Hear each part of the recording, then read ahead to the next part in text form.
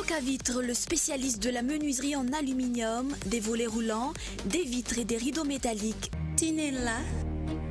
Aza makany Kafitsony, tongava malaky amin'ny magasin Baolay. Pour votre formation après le bac, ISA, Institut supérieur d'Antananarivo. Socavitre, magasin Baolay, ISA, Institut supérieur d'Antananarivo, an'olotro anao ny vaovao.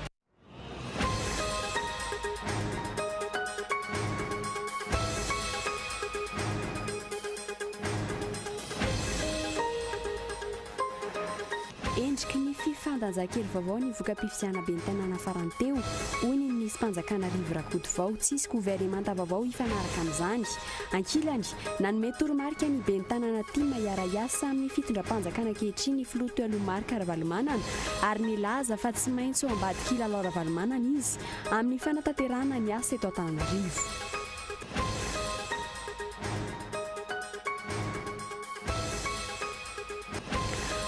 Bokatrosa Sahirana Rabola tsy mahalony karamampiasa ireo amin'ny ankapobeny no vantan'ny be ny tanàna vaovao tao anatin'ny 6 volana farany tsy afaka nanao asa fampandroana intsony ny komina rehetra manerana ny nosy manampitrotraka izany tsy fatateran'ny fampanantenana nataon'ny ministera ny vola antsiny ilay ampaham-bola 300 amin'ny teti-bolam-panjakana natokana hampandroana ny vondromboka paritra Tsinjaratahefana tany Ampiandohana.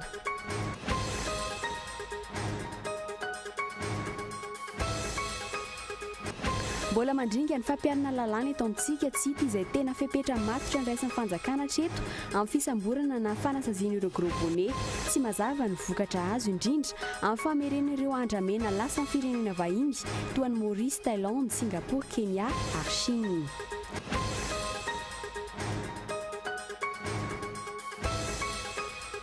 Mianisa taona ny tapa fanadina-panjakana tomponantoka amin'ny fianan'ny tapa ambeazan'ny mpianatra any an-tsekoly ny tsy fahaizan'izy ireo mifeny teknôlôjia mpifandraisana arahintsika ao anatin'ny fanadidina manokana Mikael Ramarla momba ny voka-dratsy ny Facebook amin'ny fianaran'ny tanora.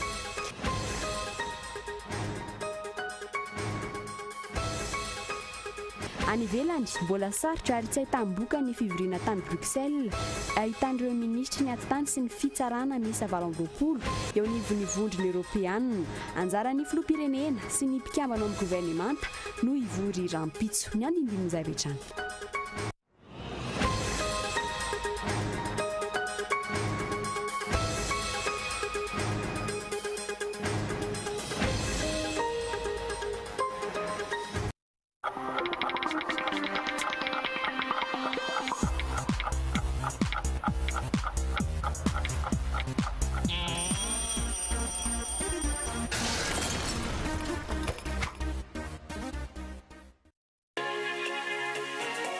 Préparez la rentrée en toute liberté avec les nouveaux canapés chez Luxor.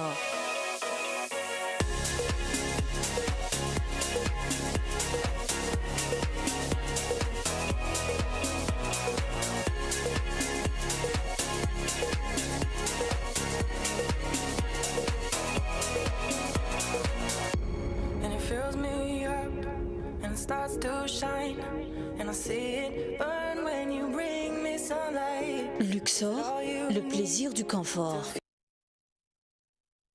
Vacances mlai, ararot ni illimité night, illimité daholo ny SMS. Signante. Makana amiro best friends telo safidinao, mandritry ny alina tontolo, amin'ny 6 ora alina hatramin'ny 1 ora maraina, amin'ny vidiny arivo ariary TTC monja, azo ianga amin'ny 224 étoiles 3. Mlai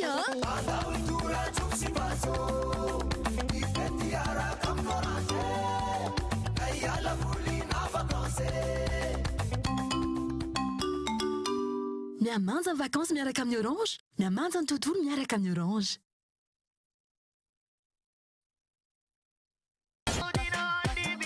Socavitre en Outapenac. Menuiserie en aluminium. Rideaux métalliques. Volets roulants. Vitres. Tôle. Socavitre en Outapenac. 020 22 682 28 033 11 256 63. Socavitre en Outapenac. Très sincèrement à votre service.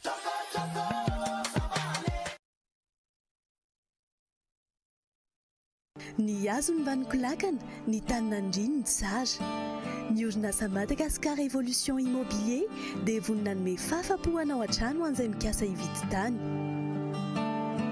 Toerana maro azo isafidianana no atolotra ho anao amin'izany toy ny eo Amboanjobe, Bevalala, Ambatomirahavavy, Jangaina, Antsahamarofoza, Manandrina, Ambohimanga. Maimaimpona ny fitsidiana ary mampandrosaina anao amin'ny fikarakarana ny taratasy rehetra. Gora mila fanazavana fanampiny ianao dia aza misalasala miantsona laharana 033 21 099 06 034 14 099 06 na 22 566 54. Madagascar Évolution Immobilier, un avenir sûr, investir, bâtir pour le futur. Des nouvelles gammes de produits débarquent chez Bowlay. Des produits performants possédant une polyvalence incroyable.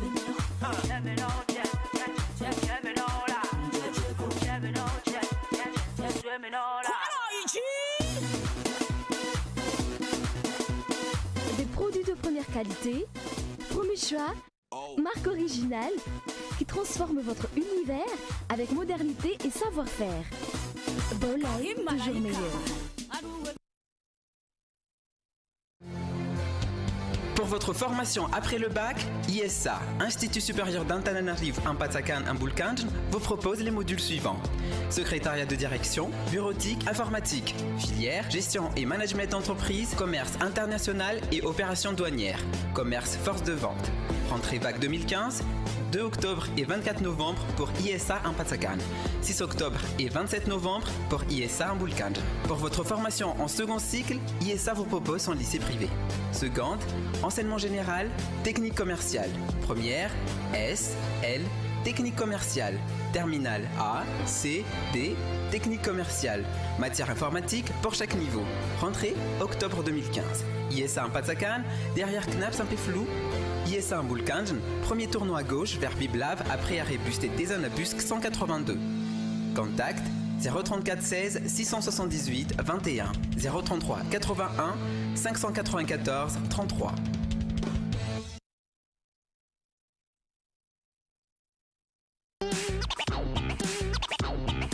No place to go, darling.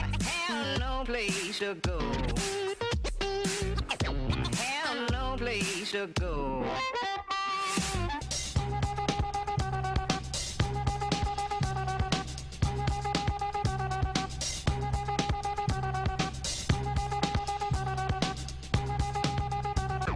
Yes, with you. Miaraka aminao, miaraka amin'io. Andian'ny faharoa amin'ny fête de la gastronomie ety amin'ny Alliance Française Andavamamba ny asabotsy 4 sy ny alahady 17 septambra ho avy izao. Isy hetsika maro karazana, fampirantiana, salon ahitanao ireo orinasa mpanao sakafo eto Antananarivo, ny lalao maro izay ahafahanao mandray anjara, fisoratana anarana ety amin'ny Alliance Française Andavamamba. Ety amin'ny Alliance Française Andavamamba zany ny fotoana ny asabotsy 4 sy ny alahady 17 septambra anandrana iantsena sakafo maro isan-karazany, fidirana maimaimpona. Partenaire Vatel, Royal Spirit. Partenaire média Kulu FM, Jumin, Radio Plus, RNM. Fampianaran Yaouswa, Fampianaran Yaouswa, Yaouswa. Yang demanda tiada maru. Benar nanti sultan serieka awam. Campeonato Sifuriga e Mandende Episcopo Samuelson Edouard Aranom Vanda Awam Tele Internet Awam ni Radio Internet www.rtv.yaouswa.com Yaouswa Nandavan Full Ratzane Nautico Funzi Yaouswa Andemande Episcopo Samuelson Edouard Manawan na rin! Siya, wala kifo po? Why? inona kiny latsaky tia kiny raha zoarako vaovao sady natokana ho an'ny vehivavy fa misy inona kiny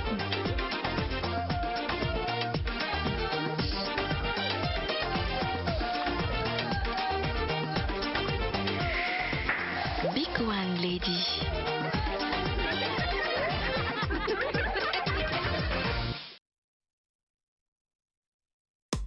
Agrivette vous présente Pets Day le samedi 26 septembre 2015 de 9h à 16h30 au parking de la City Event. Une journée pour les animaux de compagnie. Au programme, course de chiens depuis Marémassaï jusqu'à la City, concours de beauté et concours de dressage. Informations et inscriptions, contactez le 034 81 480 82. Venez nombreux, entrée gratuite. Pets Day by Agrivette. Célébration du 14e anniversaire du groupe LifeMate. Remise spéciale de 40 à 50% sur certains meubles. Grand remise exceptionnelle pour tous les meubles. Nombreux choix d'articles sera à votre portée, comme les salons de haute qualité, chambres à coucher,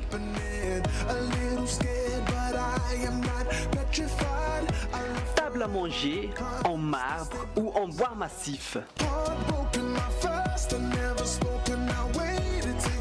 table bureau. LifeMate remercie à tous ses fidèles clients et ouvre à toutes et à tous ses portes. LifeMate Anissa.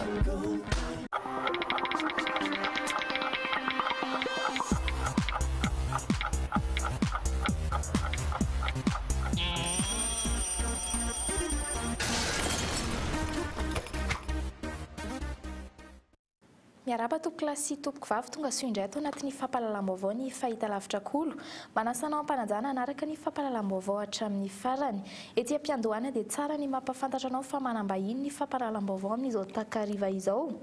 Raha matora samy manana onja, tompona ndraikitry ny serasera eo anivon'ny Omnis. Anao ny resadresaka fofo miaraka amin'ny sika rehefa avy eo fa anoizantsika ny fampahalalam-baovao aloha amin'izao takariva izao ny vaovao politika nisongadina tamin'ity androany ity. Tsy misy resaka fanovana ny gouvernemanta hatreto, endriky ny fifandanjan-kery vaovao ny voka-pifidianana ben'ny tanàna farany teo, hoy ny minisy mpanjakana Rivo Rakotovao, saingy tsy hisy gouvernemanta vaovao. Ifanaraka amin'izany, ireo hery politika hafa no tokony hitady fiara-miasa amin'ny fitondrana raha nambarany. Etsekilan'izay dia nanome toromarika ny ben'ny tanàna ny Arayas, ny filoha teo aloha Marc Ravalomanana. Nanambara ihany koa ny tenany fa tsy Arayas ary tsy ao ambadiky ny ben'ny tanàna Lalao Ravalomanana izy amin'ny fanatanterana ny asa eto Antananarivo renivohitra fanadiadiana iarana amin'ny Zora Kotondrina. Afapana ny resaka politika taorian'ny fivoahan'ny valim-pifidianana kominaly farany iny. Mazava ny fifandanjan-kery vaovao eto amin'ny firenena taorian'ny fifidianana kominaly. Nanapirofo fa manana ny toerany ireo atoko politika lehibe eto amin'ny firenena tamin'ny fampandaniana ben'ny tanàna maro toy ny SVM, ny TIM, ny Mapara ary ny Malagasy Miaramainga. Ho an'ny TIM manokana nanome toromarika ny Arayas amin'ny fitondrana ny filoha teo aloha teo anoloan'ireo ben'ny tanàna vaovao lany tamin'ity antoko ity. Tsy maintsy atao dia natsarana ny fiaraha-miasa fanjakana foibe rehefa samy mifanaja fotsiny amin'ny zavatra atao. Hoe tsy mifanitsaka amin'ny plate-bande ny hafa dia mety zay. Fa raha mifanitsaka zay tsy mety zay. Samy mahalala ny fitondrana koa ny. Etsekilan'izay, nampitandrina i Marc Ravalomanana mba tsy hifanitsaka andraikitra ny ben'ny tanàna sy ny fanjakana foibe. Nanambara ihany koa ity filoha teo aloha ity fa izy no ao ambadiky ny ben'ny tanàna Lalao Rakotondrirainy. Matoa laniny eny dia fantatra ny mpifidina Antananarivo hoe miaraka amin'ny eo data na président Ravalomanana. Karaha izay ny tenen'ny mpanao politika marina zany. Fa tena no araka izay taona ny tena tanjona nge dia avy tany Liasy. Tena natsarana ny tanàna Antananarivo fa tsy fidananao izy nanao azy na izy nanao azy. Za vadiny raha teo aho. Zay ny fidanana zay ny nampalany azy fa raha tsy teo aho sahirakirany ihany. Araka izany efa lavitra dia lavitra ny kajy politika ho an'ny filohan'ny antoko TIM. Ifantoka bebe kokoa amin'ireo komina azony sy ny eto an-drenivohitra ny lalana mihazo any avoloha raha ny fanazavana azo androany nandritra ny fiaonany tamin'ny solitenany ben'ny tanàna TIM. Anjaran'ireo atoko hafa toy ny TIM sy ny Malagasy Miaramainga ary ny Mapara kosa no mangataka fiara-miasa amin'ny fanjakana hoy ny minisy mpanjakana Rivo Rakotovao. Tsy mihevitra ny anova gouvernemanta aloha hatreto ny SVM. efa voalaza ombenombeny fa aorian'ireny fividianana ireny dia tokony fampijerena zany satria mazava zany zao ny resaka politika eto amintsika raha ny hery politika hita eto Madagasikara zany dia tokony ho hita taratra zany nefa tsy milaza fa ifampizara fahefana tsy zay akory ilay fandehana hoe anao gouvernement d'union nationale ny hevitry ny hevitra izay fa ny hevitry ny filoham-pirenena dia anazy ny heviny ny olona farafaratsiny zany miara-miompy ny hevitra aminy amin'ny programme napetraka fa tsy hoe hitondra amin'ny programme ny hafa indray ao anatin'ny gouvernement. Raha fitinina izany tony tsy misy dikany ilay hetsika zato andro voalohany nataon'ny gouvernement Taravelonarivo raha toka ny fanovana ny mpikambana amin'ny gouvernement no isan'ny maridrefy anasaziana ireo tsy mahomby tamin'izany. Ny tsy azo lavina loatra eto minisitra maromaro nefa miteraka resabe amin'izay tsy fahombiazana izay ary mbola loha rano pietsiketsehana hatramin'izao. Mitarika an'izany ny minisitrim-panjakana Rivo Rakotovao sy ny olan'ny fananantany. Eo ihany koa ny ministry ny Angovo sy ny olan'ny Jirama ankehitriny. Tsy mbola nosoloina ny ministry ny tontolo iainana na dia mbola mitohy aza ny fanondranana Bois de Rose Antsokosoko. Toy izany ihany koa ny ministry ny fiompiana, ny ministry ny fiarovam-pirenena ary ny sekretera-panjakana madidin'ny zandarmeri-pirenena manoloana ny alatrompo sy ny asandahalo ary ny herisetra ataon'ny mpitandro filaminana ankehitriny. Isan'ireo mbola voatazona ihany koa hatreto ny ministry ny asa-panjakana Maranto Jean de Dieu na dia efa nolaviny antoko politika nan'olotra azy efa hatramin'ny ela aza tantara mitohy. Mbola eo amin'izay lafiny politika izay hatrany dia tsy misy na inona na inona hatreto manapirofo fa misy tokoa ilay mémorandum de stabilité mampikatso ny fampandehanan-draram-pirenena nefa izany amin'izao fotoana izao. Tsy misy taratasy hita maso fa vita sonia, tsy misy mahafantatra izay voalaza fa natao sonia ho an'ny mpanara-baovao maro arak'izany resaka mandeha sy fanodikodinana saim-bahoaka fotsiny izany hatreto na ireo solombavam-bahoaka manohana ny filoham-pirenena na ireo antoko politika lehibe hafa dia milaza ho tsy mahalala na inona na inona momba toy ny fampiarana ny didina avoaka ny HCC tamin'ny 13 jona farany teo. Zorakotondrina hatrany. Tsy mandeha araka ny tokony ho izy intsony ny famoaham-bolam-panjakana antony tsy mifampatoko ny député sy ny gouvernement mandra-pisin'ny fifanarahana eo amin'ny rotonta dia mikatso ny fandraisana fanapahan-kevitra. Tsy misy anefa io fifanarahana io hatreto efa ho 3 volana sy tapany izao mifandrirarira ny rehetra. Pacte de responsabilité, mémorandum de stabilité, pacte de non-agression ny fandimby-teny ambavan'ny mpanao politika ireo saingy tsy nisy vokany ho an'ny fiainam-bahoaka. Na ireo solombavam-bahoaka manohana amin'ny filoham-pirenena sy milaza ho nanao sonia aza tsy mahavita manazava ny tena zava-misy ankehitriny. Amiko zany le mémorandum izay nataon'ny filohan'ny république dia mifono ny atao hoe pacte de non-agression. Izany hoe tsy mifanapotika zany tsy zay tsy hanozongozona ny misy anazy ihany ary izy koa tsy hanozongozona ny ety amin'ny misy anay ety fa samy miasa mipitoniana ny tombotsoa ambony ny firenena. Ho an'izay tsy nanao sonia mbola nampanao sonia koa mikasika ny resaka momba ny pacte de responsabilité. Nisy fangatahana fiona tamin'ny filohan'ny république dia nisy nanao sonia koa an'izay fangatahana zay natao farany. Fandrebirebena saim-bahoaka ve izany no misy hatramin'izay. Mandainga ve izany ny lehiben'ny gouvernement Taravelonarivo Jean tany Frantsa farany teo raha ny hirahira fa efa manana mpanohana ny fandarana asan'ny filoham-pirenena ary efa nahangona sy nisy 20 mahery izy ireo raha izany no zava-misy. Sa fitiavan-tseza sy fakana 19 amin'ny filoham-pirenena no natao mba anakanana ny fanovana gouvernement. Raha ny zava-misy aloha hatreto tsy mbola tafiditra ao anatin'izany resaka fanaova-tsonia izany ireo antoko lehibe toy ny TIM ny mampara ary ny malagasy miara-miainga. Mbola olana hafa vokatry ny alabaso sy ny risoriso tamin'ny fifidianana farany teo no malaza izao toy ny zava-mitranga any amin'ny distrika Anaparafaravola. Ho anay atokotiko Madagasikara dia mbola tsy nahita an'izany mihitsy izahay hoe manahoana ny teneur ny ao amin'ny mémorandum izany mbola tsy nahita an'izany izay raha ny antenimera-pirenena.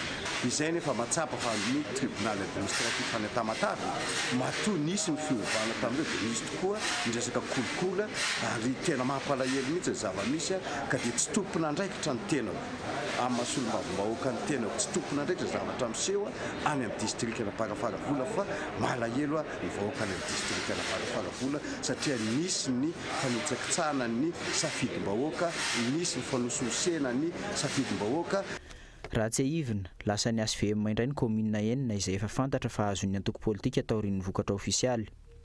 Isan'izany ny commune Anorooro izay nandresen'ny malagasy miara-miainga, ny tao Ambodimanga, Vohitsara ary Andranobe izay nandresen'ny TIM ary nytao Ambohitraivo sy Ambatomainty izay nandresen'ny tsy miankina.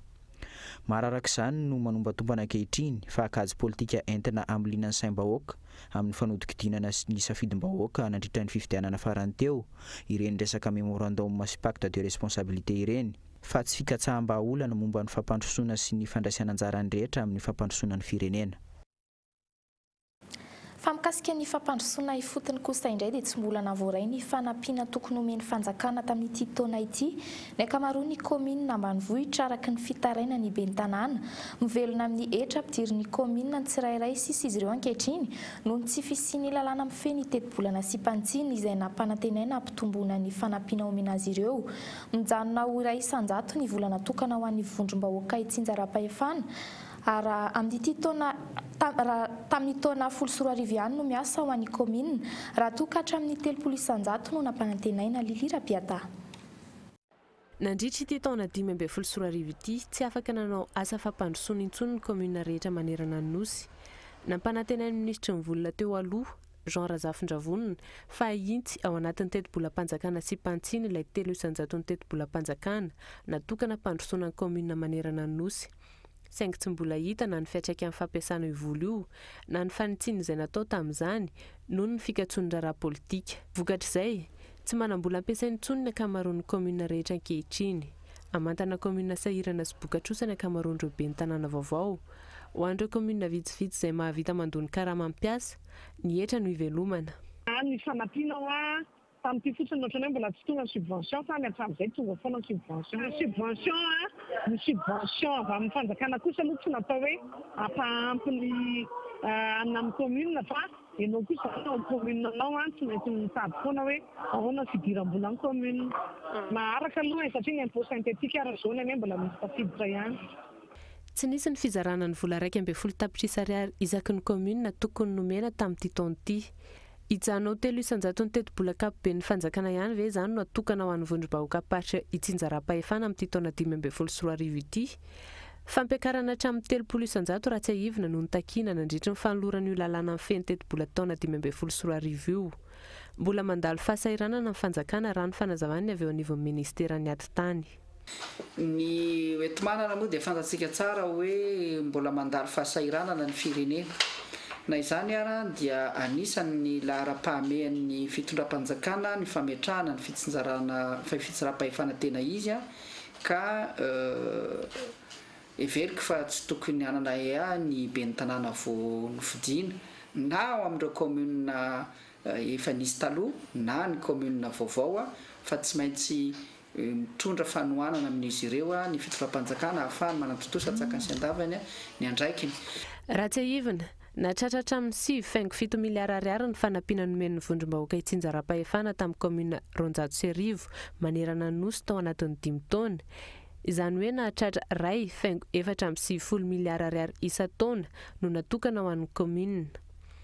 Vokatry ny tsy fahampian'ny fanampiana omen'ny fanjakana ny komina ihany koa, indroa ny sedra olana ny komina Renivohitra Tomasina Mahajanga tamin'ny taondasa.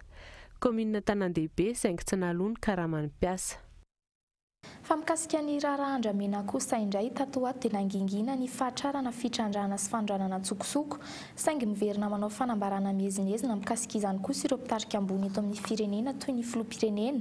Omaly ihany koa ny ministry ny tontolo iainana no nanaitra ireo ratsa mangaika hafa amin'ny tena fampiarana lalàna manodidina ny fitrandrana tsokosoko ireo harem-pirenena. Mpandinika momba ny politika iray kosa no nilaza fa mifanalavitra loatra amin'ny voalaza ny zava-bitany ireo tompona ndraiky mpanjakana mikasika ity raharaha ity fanadiadiana. Famerenana ireo andramena lasan'ny firenena vahiny toa ny Maurice, Thaïlande, Singapour, Kenya ary Chine. Isan'ny lokaloka ny fitondram-panjakana amin'ny ezaka atao manoloana ny lesoka teo amin'ny fandranana harem-pirenena tsokosoko.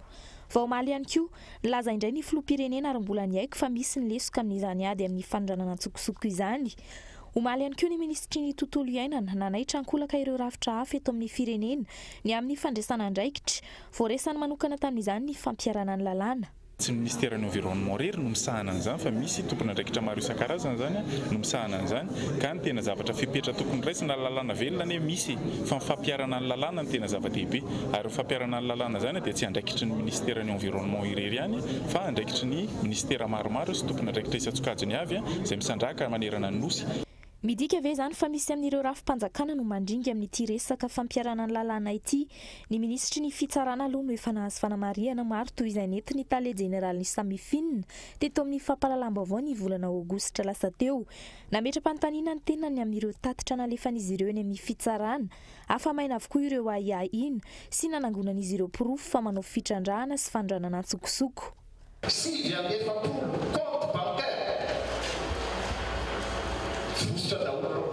Ny olona zay natolotra dossier any amin'ny tribunaly tsy misy voasambotra na migatra hatramin'izao. Entitra ny filoham-pirenena omaly saingy efa mahazatra ny mahita azy entitra tahaka ireny.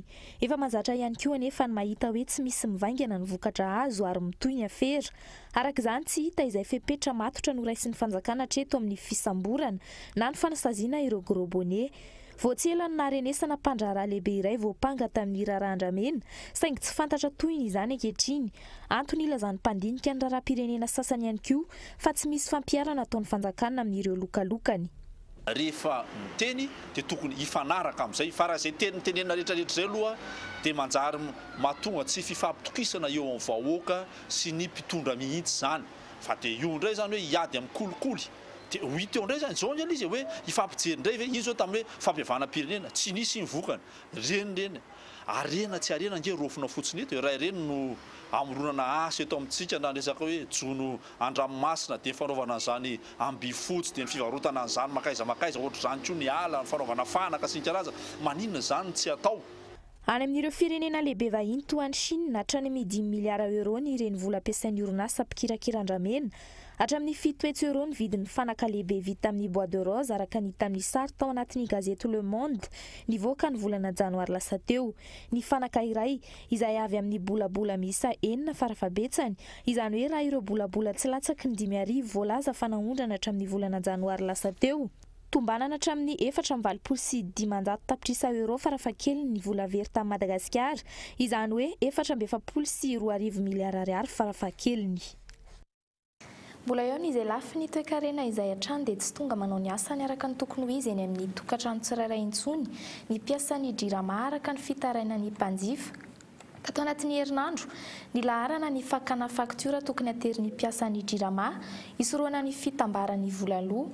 Etsekilan'izay dia mitoy ny fitokonana ho an'ireo mpiasan'ny jirama na misy aza ny fifampiresahana amin'ny solotenan'ny tale jeneralin'ny orinasa. Mirona amin'ny fanekena ny fanomezana ny eny mandroseza ho an'ny Symbion Power ihany koa ny ankamaroan'ny mpiasan'ny jirama fanadiadiany Lili Rabiata. Hatramin'ny omaly, filarana no hita teny amin'ny Brown jirama. Misy ny mandony faktura, misy kosa ny mpanjifa tonga haka ny faktura rehefa tsy natery mpiasan'ny jirama noho ny fitokonana. Misy andro hoe mpiasan'ny jirama miasa saingy tsy misahana tanteraka ny asa rehetra. Noho ny fatahorana fanapahana jiro, tonga mitaky ny relevé eny amin'ny Brown jirama mpanjifa. Raha tena izy tokony aterina makany hatramo zany ny mpanao relevé kanefa ny tsy tonga any zany le mpanao relevé zany dia voatery tsy maintsy makaty zany zay makany jiro tokony aloha manjary mitambatra le isika misy fa zany hoe amin'le mijirama le hoe migrevony dia tsy tonga le mpanao relevé zany tsy tonga zany ampiasana fa olona no tsy haiko afahafiry afara nay itoy ary tsy hiemotra ny fitakiana sy ny fitokonana amin'ny mpiasan'ny jirama araka ny fanazavana izy ireo. Miroso amin'ny fampidiniana miaraka amin'ny solotenan'ny tale jeneralin'ny orinasa ireo mpiasa hijerenany maromaro siraisana amin'ny fitakiana saingy tsy mbola misy vahaolana mazava hatreto. Izao aloha ny tolona dia raha malala fa hoe mbola mitohy. Arak'izany zany ny zavatra rehetra mbola nedina dia mbola mitohy ihany koa hatramin'izao.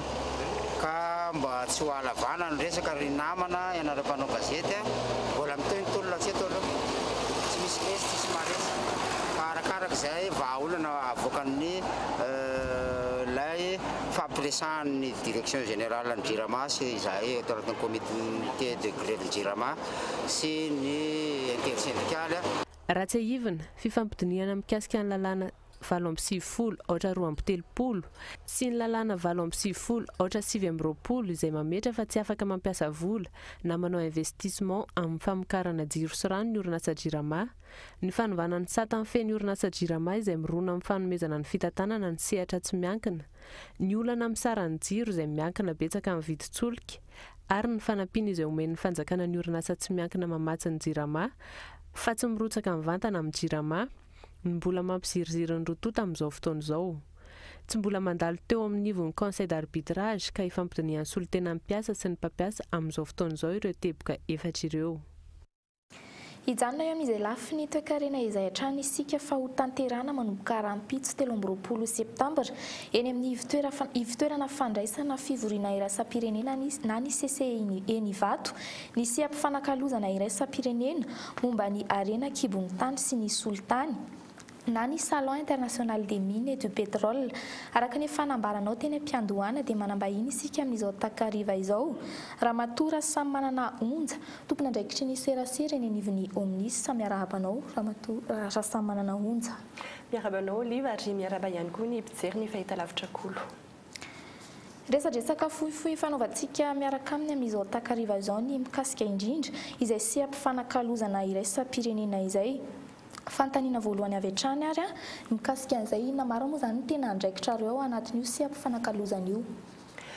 Zany hoe ny Omnis zany no mpanohana ofisialy an'ity salon international des mines et du pétrole tanterahany Enivato manomboka rahampitso ity.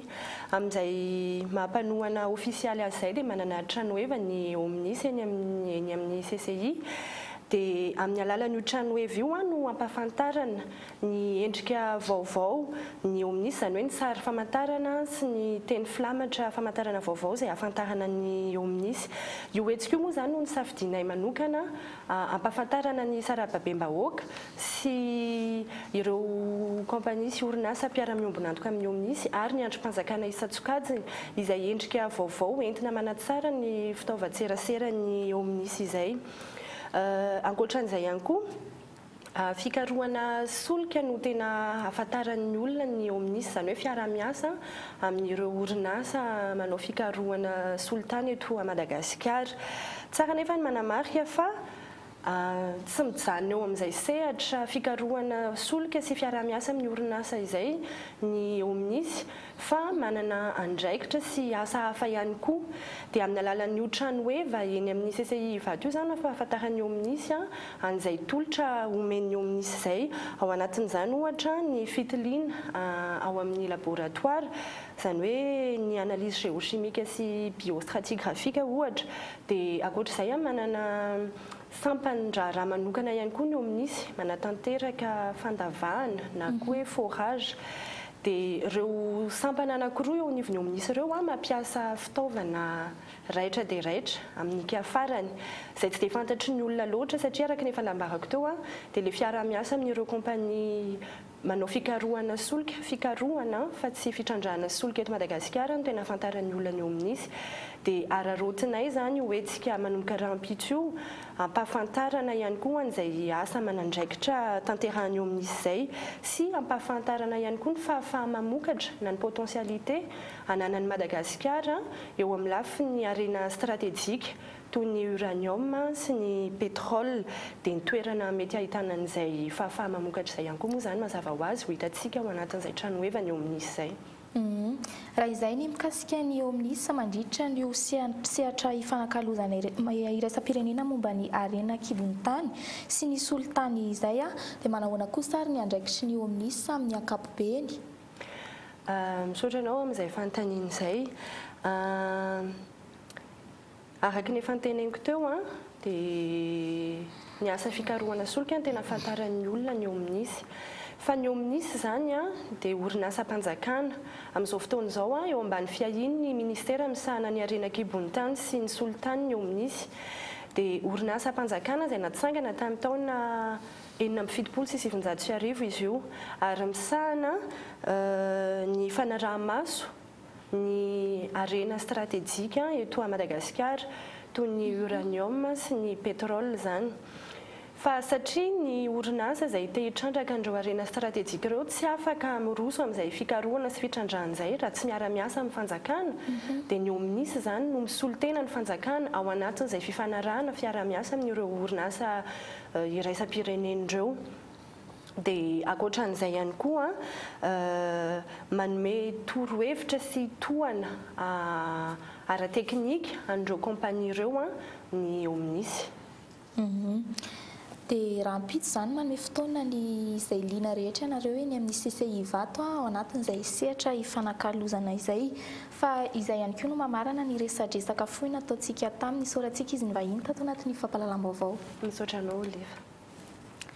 Anizantsika ny fampahalalam-baovao indray ireto vaovao nisongadina teo amin'ny lafiny sosialy ireto afindreny amin'ny bypass hiditra an'Ambohimanambola ny topi-piatsonana ny etsy amin'ny fahasankarana efa andalana ny fikarakaran'izany hoy ny minisy Mpanjakanarivo Rakotovao ilana velaran-tany 12 hektara kosa izany raha toka ho tanterahana hoy ny tompon'andraikitry ny kooperativa eny amin'ny fahasankarana ary tokony ho foto-drafitra saloha no atao tonga aloha mba tsy hahatonga ny toerana hitovy amin'ny teo aloha ihany fanadiadiana iarana amin'ny Michel Arana.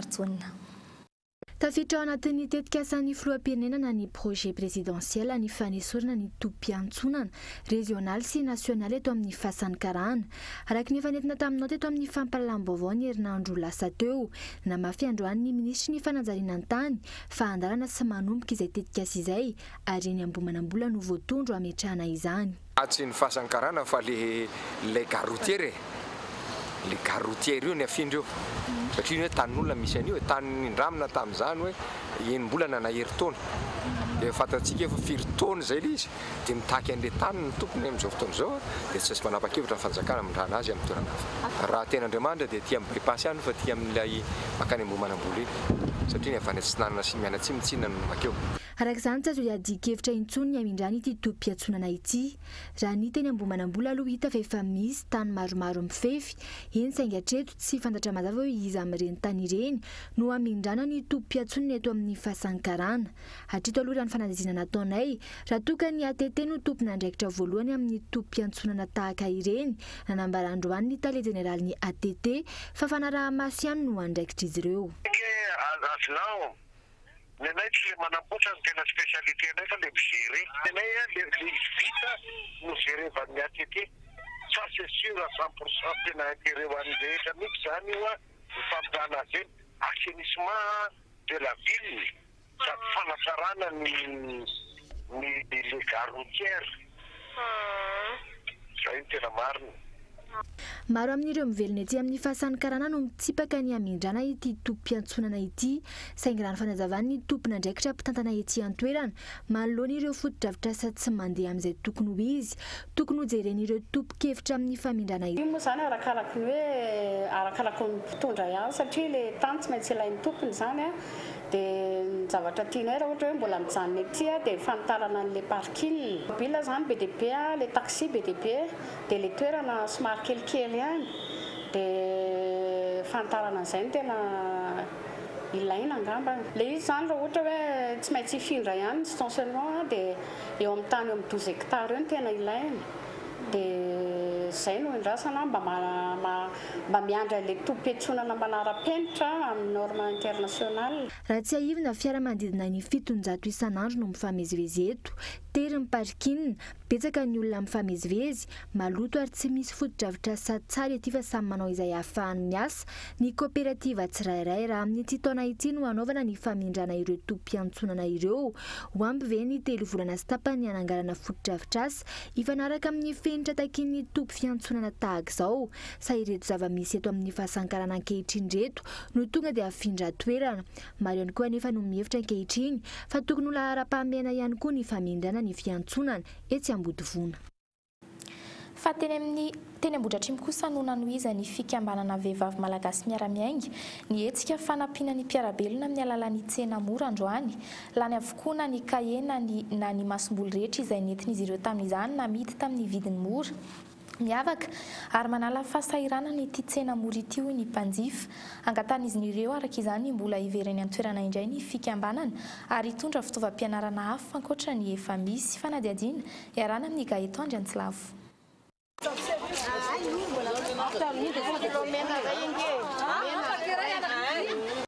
Niavaka ny tsena ho an'ny vehivavy malagasy miaramiainga teto Ambohidratrimo androany. Niavaka ihany koa ny vidin'entana hoy ireo ray aman-dreny tsy nanapo ny fahatongavan'izy ireo teto. Za ohatra ny tonga dia falaina Italia satria tonga dia ohatran'ny mamonjy an'ilay olona mila le zavatra dia mahafalaina amin'izay le hetsika salan'izao sady tsy naposiko hoe ay misy ohatr'izao mamonjy izay politra rehetra zany. Sendra nitondra entana zao na hitan'io dia izay na tonga vidy teo. Tokony ampy ny karazan'ny fitaovam-pianarana amidy hoy ireo ray aman-dreny. Maro tamin'izy ireo araka izany no nangataka iverenan'ny tsena ny talata ho avy izao. Mangataka ny fitohizan'ny hetsika tahaka izao ny mponina eto Ambohidratrimo sy ny manodidina ary nilaza fa tokony hiparitaka manerana ny faritra maro ny hetsika tahaka izao.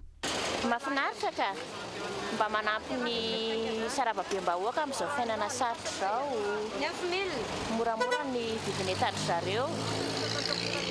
Satria za any Antananarivo mipetraka fa mampianatra ny aty dia tonga mahita an'io dia mba tokony zavatra hafa koa ireo ihany mba hisy inona koa crayon de couleur anona ohatr'izany dia mba asiana cartable fa le cartable ny tena grave be. Ny farany volana septambra ho avy izao no hifarana ity hetsika fanampiana ny mpiarabelona ataony vehivavy malagasy miaramiainga ity ary efa fantatra mialoha ny toerana hanatanterahana izany mandritra ity herinandro ity. Nahitany tsena nahitany Ivato zany ny mponina Ambohidratrimo dia nangataka zareo mba hoe mety vera ho tonga ny Ambohidratrimo nareo amin'ny talata dia tonga izahay nanatanteraka ny fangatahany zareo mety ahitany zareo ny programme vehivavy malagasy miaramiainga zany herinandro ity dia androany moa izay eto Ambohidratrimo Arapitso, Enivato, Lakamisy, Ambohimangarova, Soma, Ambohitrolo-Mahitsy ary Sabotsy-Namena sy ny Alasoro. Araka izany, mbola mitohy hatrany ny fitetezana tsena ataon'ny fikambanana vehivavy malagasy miaramiainga mialohan'ny fidiran'ny mpianatra. Tanjona ny fanalefahana ny fahasahiranan'ireo ray aman-dreny amin'ny fividianana fitaovam-pianarana ho an'ny zanany, ny fanampiana ireo tatsapa-mokatra amin'ny alalan'ny masomboly voafantina. Eo amin'ny lafiny fampianarana kosa indray dia tsy mitsaha-mihena ny taham-pahafana isan-taona ho an'ny valim-panadina na ara-panjakana raha ny fanazavany talentsy-tsekoly iray teto Andrenivohitra.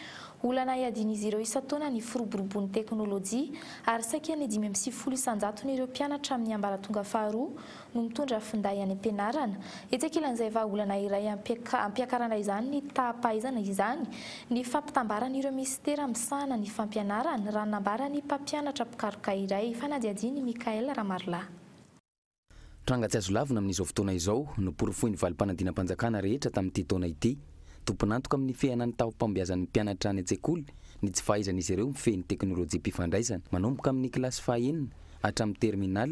Maro ny efa miondana finday ahafahana milomano amin'ny tambajotra mpifandraisana ankehitriny. Efa manomboka misoratra anarana ireo mpianatra tsy afaka fanadinana bakalôriata amin'ity herinandro ity. Tranga roa no matetika mitranga eto amin'ny birao eto. Aloha indrindra aloha dia ao ampianarana matetika zareo tsy concentré mihitsiny na milalao an'iny izy ao aty amin'ny voa ambanimbany ara dia ohatran'izay le ray aman-dreny misy aloha dia sarotiny be mihitsiny izy indraindray tsy telefona avy any amin'le ray aman-dreny tsy fantatry le ray aman-dreny kory ara le izy fa dia le ankizy mihitsiny avy hatrany no asa izay ahitany an'le telefona na hoentiny manina dia aveo le ray aman-dreny miara-miteny eo izay.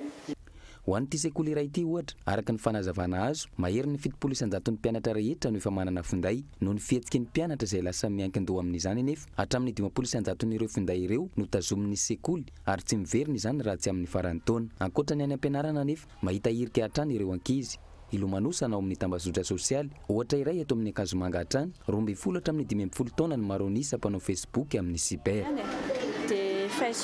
Tena betsaka izay tena raha misy olona 10 dia 2 amin'ireo ihany manao recherche dia izay no eto aminay aloha izany manomboka eo amin'ny 12 taona 12 taona ka hatramin'ny 15 taona eny mbola misy 17 taona manao Facebook eny na lehibe ary lehibe misy lehibe mihitsy izany manao Facebook daholo.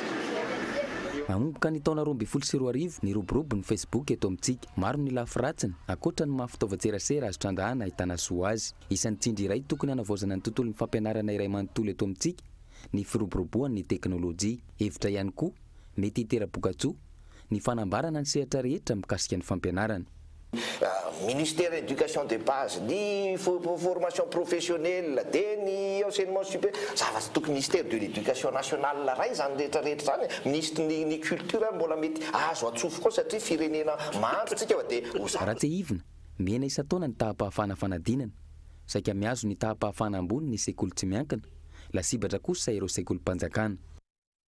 Eo amin'ny lafiny kolotsaina kosa indray ny herinandro ambony izao no fisariana farany amin'ny lalao Kids School, lalao karakarain'ny Cool TVFM entina anampiana amin'izao fidiran'ny mpianatra izao sy hanamahivanana ireo ray aman-dreny amin'ny fividianana ny fitaovan'ny mpianatra. Olona roa no voasarika androany tato anatin'ny fisariana fahadimy tetỳ amin'ny tranoben'ny Cool Dick ex Somagel fanampanazavana. Ny tsara vitanantsika zany amin'ity androany ity dia Andriana Voarsoa Nirina Anitra Tantely, monina ao Andorany fotsy ao izy lo IB 239 dia miarabanao zany zay ry Andriana Voarsoa Nirina Anitra Tantely. Monina ny Antsimba sasandray ity raha namana anankiray ity nahita ny valiny marina i Etono Gilbert, zany hoe tsara vitana zany ianao ry Etono Gilbert, monina ny Antsimba zaza sy Andriana Voarsoa Nirina Anitra Tantely.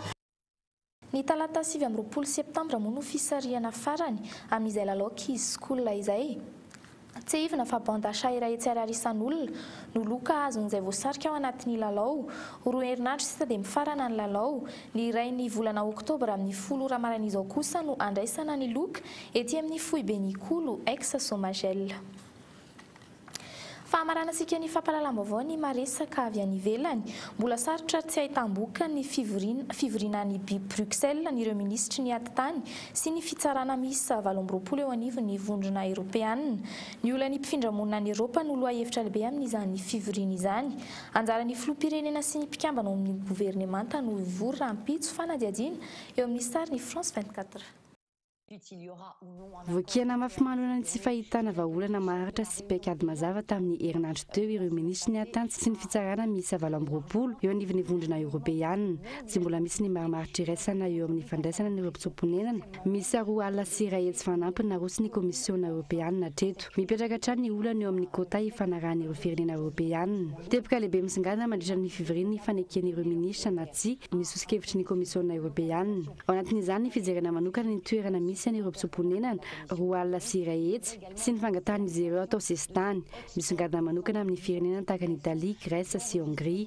Hongrie ny fijakilan'izay mandamafy amin'ny fandraisany Europam-tsomponenana miisa 7,5 alina sy ny fepetra tokony raisina manoloana izany.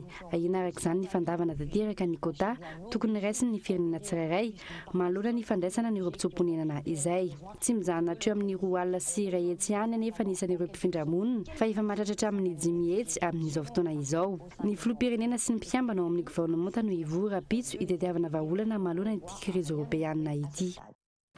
Ety ampamaranana dia ofitinina aminao ireo vaovao nisongadina tamin'ity anio ity. Tato anatin'ny 6 volana farany dia tsy afaka nanao ny asa fampandrosoana intsony ny komina rehetra manerana ny nosy. Mbola mandringa ny fampiarana lalàna eto amintsika. Tsy hita izay tena fepetra matotra no raisin'ny fanjakana hatreto amin'ny fisamborana na ny fanasaziana ireo gros-bonnet. Tomponantoka amin'ny fiainan'ny taham-pahombiazana ny mpianatra eny amin'ny sekoly ny tsy fahaizan'izy ireo mifehy ny teknôlôjia mpifandraisana. Dia ny ihany koa tompoko lasy tompoko vavy no entina mamarana ny fampahalalam-baovao amin'izao takariva izao.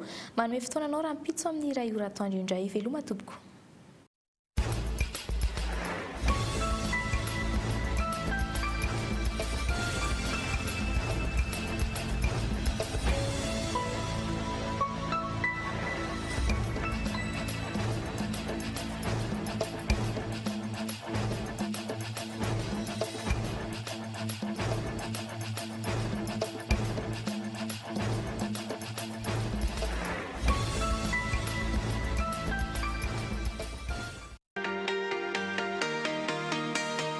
Vitre, le spécialiste de la menuiserie en aluminium, des volets roulants, des vitres et des rideaux métalliques. Tinella. Aza makany kafitsony, tongava malaky amin'ny magasin Baolay. Pour votre formation après le bac, ISA, Institut supérieur d'Antananarivo. Ny fampahalalam-baovao ny arahanao tamin'ny Soka Vitre, magasin Baolay, ISA, Institut supérieur d'Antananarivo.